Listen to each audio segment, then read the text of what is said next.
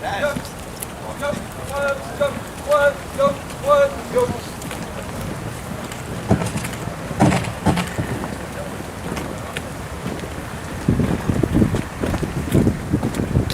and gentlemen, on behalf of the Board of Directors of the Last Post Fund, Quebec Region, welcome to the Pointe-Claire National Field of Honour to commemorate our deceased veterans. Distinguished invités, distinguished guests, mesdames et messieurs, ladies and gentlemen. I'm honored to be here today as Canada's Veterans Ombudsman to participate in your annual ceremony of remembrance and commemoration. This year is especially meaningful as we mark the 100th anniversary of the beginning of World War I. Here on the Champ d'Honneur National, we have a visual reminder of the sacrifice and the human cost of all military operations. World War I's global reach brought the reality of conflict to the doorsteps of every Canadian in every community across our country and left no family untouched. For a nation of only 8 million people, Canada's war effort was remarkable. More than 650,000 men and women from Canada and Newfoundland served. Over 66,000 gave their lives, and more than 172,000 were badly wounded.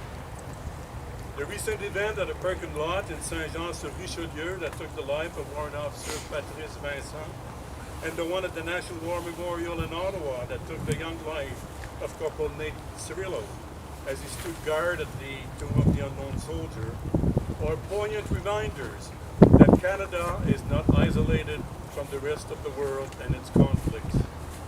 The outpouring of support from Canadians following their tragic deaths, including veterans and even cadets standing vigil at cenotaphs across the country, says a lot about who we are.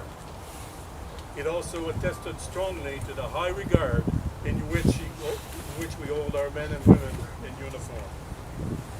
As this is the 100th anniversary of the start of World War I, we should spend a moment and reflect on Canada's contribution to ending that conflict. During the last 100 days of the war, the 4 divisions of the Canadian Corps spearheaded the final offensive of the British Empire, defeating parts of 47 German divisions. But the human cost was atrociously high, with almost 45,000 Canadian casualties, the highest casualty rate of the entire war in the subsequent history of Canadian military history. Their achievement, which started on Vimy Ridge and contributed to forcing the armistice of November 11, 1918, helped forge Canada into the independent nation that it is today. Some argue that World War I was Canada's war of independence. For that, as a country, we will forever be grateful to the sacrifice of not only the men and women who lost their lives, but also to those who returned and to their families who had to cope and suffer with the effects of war for the rest of their lives. Many conflicts have come and gone since those terrible days, but one common factor remains. Canadian Armed Forces personnel continue to stand on guard for Canadians and their values, such as freedom, equality, tolerance of cultural and religious freedoms, and rule of law.